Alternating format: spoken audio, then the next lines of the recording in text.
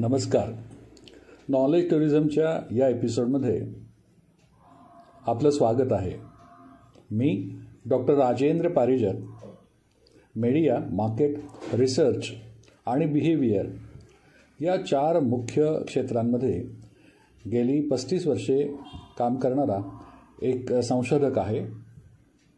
आजच्या या पॉडकास्टमध्ये मीडियामध्ये होत असलेल्या आमूलाग्र बदलांच्याबद्दल मला तुमच्याशी बोलायचं आहे. हा पॉडकास्ट मीडियामध्ये काम करणाऱ्या, वयाने मोठ्या आणि टेक्नॉलॉजीच्या निमित्ताने, इंटरनेटच्या निमित्ताने झालेल्या बदलांच्या पूर्वी आणि नंतर असा दोन्ही अनुभव घेतलेल्या लोकांसाठी आहे. थोडक्यात हा जनरेशन एक्ससाठी तयार केलेला पॉडकास्ट आहे. मला सांगायचं आहे ते कोरोनानंतर भारतीय मीडिया आणि उद्योग, त्याचबरोबर ग्राहक आहेत आपले कन्झ्युमर्स, त्यांच्या वागणुकीत काय बदल झालेला आहे. खरं बघायला गेले तर इतके काही घडते आहे आणि बदल ही तर कायमचीच गोष्ट आहे.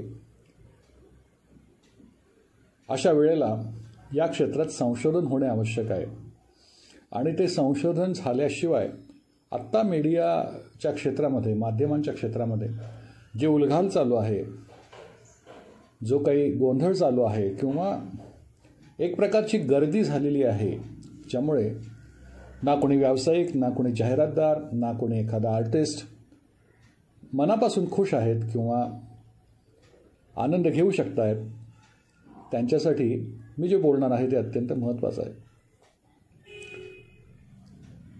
कोरोनानंतर विशेषतः आपल्याला अत्यंत तीव्रतेने अनेक नव्या गोष्टींचा सामना करावा लागतो आहे. त्यावेळेला एक फ्रेजही तयार झाली होती, एक वाक्प्रचार तयार झाला होता की यानंतर येणारं आयुष्य हे न्यू नॉर्मल असेल. नॉर्मल बनवायचं आहे आपल्याला, पण ते नवीन असेल, ते पूर्वीसारखे असणार नाही. आणि इथेच आपण चुकतो आहोत की आपण न्यू नॉर्मल, ते जे नवीन काही आहे नॉर्मल, ते शोधण्याचा प्रयत्न केला नाही. मला काही मुद्दे सांगायचे आहेत ज्याच्यावरती ऐकणाऱ्यांनी रिफ्लेक्ट व्हावं, स्वतः विचार करावा आणि आपल्या कामामध्ये, आपल्या करिअरमध्ये, आपल्या प्रोजेक्ट्समध्ये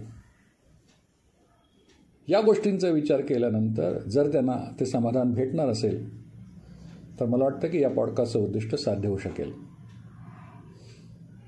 काही महत्त्वाचे मुद्दे मी सांगतो आहे ते असे आहेत. पारंपरिक टीव्हीच्या तुलनेमध्ये डिजिटल आणि OTT प्लॅटफॉर्म जास्त वेगाने वाढते आहे आणि त्याचं प्राधान्य वाढलेलं आहे. हिंदी आणि इंग्रजी या भाषांपेक्षा प्रादेशिक मराठी, तामिळ आणि बंगाली कंटेंटला सगळीकडून वाढती मागणी आहे. लहान लहान video content, reels, YouTube shorts किंवा आणि बरेच नावं आहेत, भयंकर लोकप्रिय होत आहेत. स्थानिक आणि प्रादेशिक बातम्या पाहणाऱ्यांची संख्या वाढलेली आहे. प्रिंट मीडियामध्ये त्याचा एकूण प्रभाव घटतोय अशी जाणीव आहे आणि इलेक्ट्रॉनिक मीडियाचा तर पूर्ण कायापालट झालेला आहे. माझ्यासमोर अशी अनेक उदाहरणे आहेत की मोठ्या मोठ्या वृत्तपत्रांच्या मध्ये पाहिजेत, नोकर पाहिजेत, कर्मचारी पाहिजेत म्हणून मोठ्या जाहिराती करून सुद्धा हवी ती माणसं आज मिळत नाहीत. आणि दोघेही असं म्हणतात की खूप नोकऱ्या शिल्लक आहेत आणि खूप बेकारही रस्त्यात फिरत आहेत. हे असं होण्याचं कारण काय आहे? तर इथे कुठेतरी प्रिंट मीडियाच्या बदलाची मोठी नांदी सगळीकडे दिसत असून सुद्धा आपण त्याच्याकडे दुर्लक्ष करतो आहोत. कोरोनानंतरचं सत्य असं आहे की वर्तमानपत्रांची विक्री मोठ्या प्रमाणात घटलेली आहे. काही ठिकाणी आवृत्त्या बंद झालेल्या आहेत, काही ठिकाणी बदल करण्यात आले आहेत, काही ठिकाणी माणसांच्या बदल्या झाल्या, काही ठिकाणी नोकरी सोडून इतर व्यवसाय काही जणांनी सुरू केलेत. एक मोठा बदल आणखीन असा झाला, डिजिटल सबस्क्रिप्शन, डिजिटल सदस्यता घ्यायची किंवा पे वॉल वापरायची, गेटवेज वापरायचे आणि वृत्तपत्रे वाचायला लावायची अशी संख्या वाढलेली आहे. OTTमुळे TV वाहिन्यांना मोठी स्पर्धा तयार झालेली आहे. पॉडकास्ट आणि ऑन डिमांड ऑडिओ न्यूज यांची लोकप्रियता खूपच वाढलेली आहे. या सगळ्यामध्ये मीडिया आणि विश्वासार्हतेचा प्रश्न तयार होतो. राजकीय कल किंवा खोट्या बातम्यांच्यामुळे मुख्य प्रवाहामधला मीडिया जो आहे त्याच्यावर खूप अविश्वास निर्माण झालेला आहे. त्यामुळे फॅक्ट चेकिंग प्लॅटफॉर्म जो आहे आणि स्वतंत्र पत्रकारिता जे इंडिपेंडंट जर्नलिझम हाही पुन्हा महत्त्वाचा ठरतो आहे. आणि संपूर्ण भारत जणू काही इन्फ्लुएन्सर थिंकर्स, इन्फ्लुएन्सर मार्केटियर्स यांनी व्यापलेला आहे असं जाणवत आहे. यूट्यूब आणि ट्विटरवरील नागरिकांनी सुरू केलेली पत्रकारिता, सिटिझन जर्नलिझम मोठ्या प्रमाणात वाढलेला आहे. भरीत भर म्हणून AIद्वारे बनवलेल्या खोट्या बातम्यांची समस्या वाढलेली आहे. एवढंच नाही तर वेब असो किंवा सोशल मीडिया यांचं वर्चस्व इतर मीडियाच्या स्रोतांच्या पेक्षा वाढलेलं आहे. त्यामुळे यूट्यूब मेंबरशिप असो किंवा आणखीन इतर काही प्लॅटफॉर्म्स असतील तिकडून नवीन उत्पन्नाचा स्रोत तयार झालेला आहे. अशा वेळेला पुन्हा डिजिटल मीडियावरती सरकारचे नियंत्रण कसे आहे आणि सेन्सॉरशिप कशी असावी, कशी आहे, किंवा IT ॲक्टचे नियम काय आहेत हाही मुद्दा आहेत. शेअर चॅट असो, एमोजी यासारख्या भारतीय सोशल मीडियाचा प्लॅटफॉर्म जो तयार झाला आहे तोही वेगाने वाढतो आहे. काही केले तरी अल्गोरिथमच्या आधारे वैयक्तिकृत न्यूज फीड्स आणि त्यांच्या परिणामांचा अभ्यास आपल्याला करायला हवा. याचा अर्थ असा की तुम्ही कुठला विशिष्ट विषय सारखा सारखा शोधता आहात गुगलवर किंवा इतर ठिकाणी, त्याप्रमाणे तुमच्या शोधवर्तनाचा अभ्यास करून तुम्हाला त्याच विषयाची माहिती पाठवण्याचं काम ही सर्च इंजिन्स किंवा SEO करत असतात. त्याचा फार प्रदीर्घ असा अभ्यास गेल्या विशेषतः 10 आणि अलीकडच्या 5 वर्षातला करणे अत्यंत आवश्यक आहे. आपल्याकडे समाजशास्त्रीय परिणाम आणि त्याचे राजकीय, सामाजिक, आर्थिक निकष एवढ्यावरच काय जे संशोधन चालतं ते न करता आपण यातला डेटा एलिमेंट जो आहे, माहिती जी आहे ती, आणि लोक कसे नेमके बदलत चालले आहेत याच्याकरता निर्माण होणारं आणि तयार होणारं प्रूफ जे मोबाईल आणि नवीन टेक्नॉलॉजीच्या मदतीनं इतकं सरळ हातात आहे तिकडे लक्ष देणं आवश्यक आहे. समाज आणि राष्ट्रनिर्मितीच्या मध्ये आता मीडिया कुठली भूमिका घेतो आहे? मीडिया सार्वजनिक आरोग्य असू दे, अर्थव्यवस्था असू दे किंवा राष्ट्रीयवाद, राष्ट्रवाद याच्यावरती जास्त भर देतो आहे. लसीकरण असेल किंवा आरोग्याची जनजागृती असेल, यामध्ये मीडियाचा वाटा फार मोठा आहे आणि तो असणं साहजिक आहे. परंतु तरीसुद्धा त्याला शिस्त नाही, त्याच्यावर नियंत्रण नाही आणि स्वातंत्र्याचा मला हवा तो अर्थ लावण्याची वृत्ती खूप वाढलेली आहे. भारताच्या सॉफ्ट पॉवरसाठी सुद्धा माध्यमांचा वापर चांगला व्हायला हवा. बॉलिवूड असेल, वेब सिरीज असेल, माहितीपट असतील, त्यांचा दर्जा बदलत चाललेला आहे. नवीन काहीतरी घडत आहे, पण चांगलं आणि योग्य जे आहे ते सगळ्यांच्याकडे सगळं पोचत नाही. हे याच्यातली अत्यंत दुःखदायक गोष्ट आहे. तरुणांच्या मध्ये राजकीय जागरूकता आणि सोशल मीडियामधली सक्रियता खूप वाढलेली आहे. ही खरं तर अण्णा हजारेंच्या आंदोलनापासून सुरू झाली होती, पण आता त्याला एक मूर्तिमंत असं स्वरूप येत चाललेलं आहे. अशा वेळेला माध्यमातील व्यवसायसुद्धा जास्ती करून पोर्टल वेबसाईट ज्या सुरू झाल्या त्याच्यामध्ये त्या व्यवसायाचं एक मॉडेल असणं आवश्यक आहे की ज्यामध्ये रेव्हेन्यू, महसूल तयार करण्याची कुवत त्यात असली पाहिजे. असं कुठे होताना दिसत नाही. आणि पारंपरिक जाहिराती ज्या आहेत त्याच्या उत्पन्नात घट आहे, लोक खर्च करायला तयार नाहीत. इन्फ्लुएन्सर मार्केटिंग आणि ब्रँडेड कंटेंट वाढलेलं आहे.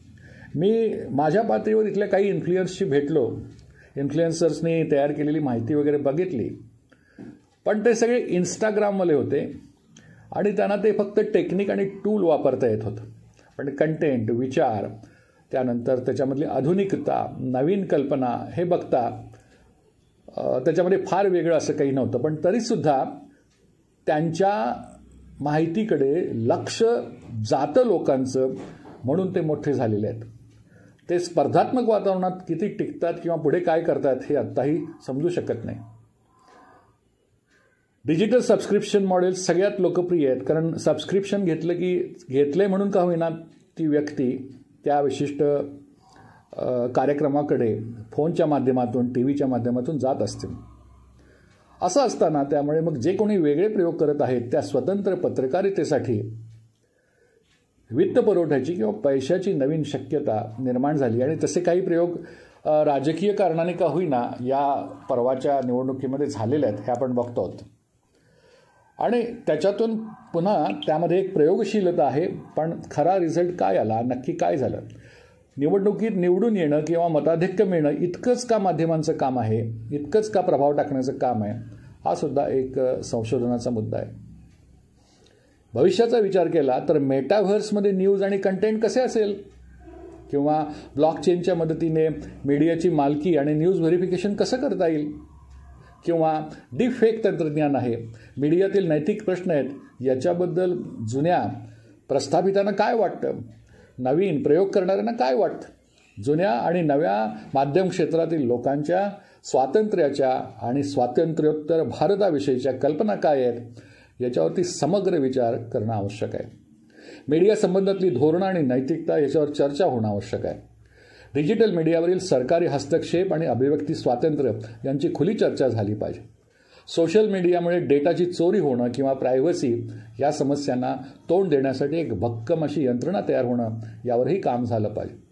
मानसिक आरोग्यावर मीडियाचा परिणाम काय होतो आहे याचा एक स्वतंत्र अभ्यास पुन्हा सुरू झाला पाहिजे. बरीच भर म्हणून AI, आर्टिफिशियल इंटेलिजन्स आणि त्याच्या आधारे सुरू असलेला जर्नलिझम, अल्गोरिदम आणि ते कितपत निष्पक्ष असतात यासंबंधी सुद्धा प्रदीर्घ चर्चा होणं आवश्यक आहे. हे सगळं सांगत असताना थोडी आकडेवारी मला सांगणं आवश्यक वाटतं. भारतात सुमारे 1.5 लाख वृत्तपत्रे आणि नियतकालिके यांची नोंदणी झालेली आहे. न्यूजपेपरचा विचार केला तर हिंदी 40% आहेत, इंग्रजी 13% आहेत आणि मराठी सुमारे 7% आहेत. यामध्ये साप्ताहिक आणि मासिके याच्यामध्ये सर्वाधिक मासिके हिंदी, मराठी, बंगाली आणि तमिळ भाषांच्यामध्ये आहेत.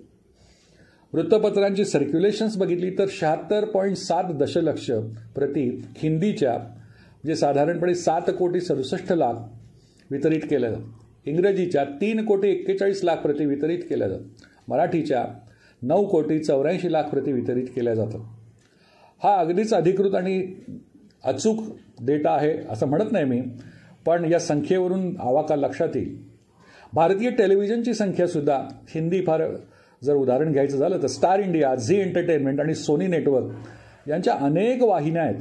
इंग्रजीमध्ये CNN news 18, India today, star world, commentary central अशाही काही वाहिन्या आहेत. मराठीमध्ये झी, स्टार आणि कलर्स हे प्रामुख्याने लक्षात घेतले जातात.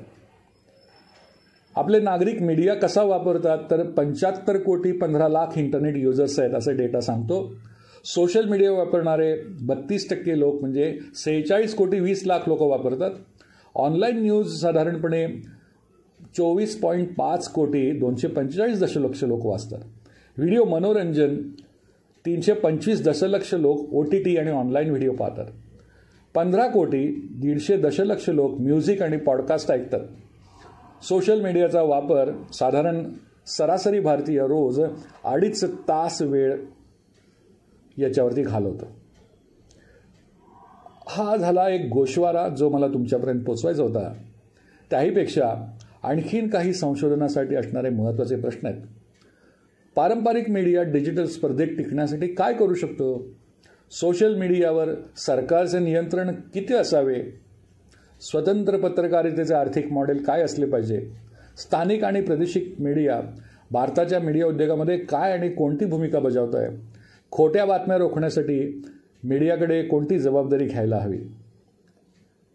यावरती आपण थोडेफार काम काही जर केले तर मला असं वाटतं की ही खूप विचार करण्यासारखी गोष्ट आहे आणि त्या दिशेने आपण कामाला सुरुवात केली पाहिजे असे मला वाटतं. माझा स्वतःचा PhDचा जो थिसिस होता त्याचं नाव होतं संदेश लेखन किंवा संदेश निर्मिती आणि त्याचा ग्राहकांच्या वर्तणुकीवरती होणारा परिणाम. तो प्रसिद्ध झाला 2011ला. तेव्हापासून मी सगळ्यांना ओरडून सांगत होतो की आपण अतिव्यक्तिवादाकडे चाललो आहोत आणि त्यामुळे फार मोठा बदल माध्यमातही होतो आहे आणि समाजातही होतो आहे. आज आपण अशा एका ठिकाणी पोचलो आहोत की ज्या वेळेला लोकही बदलत आहेत, माध्यमेही बदलत आहेत. त्यामुळे संवादापेक्षा विसंवाद, विरोधाभास जास्त होतो आहे.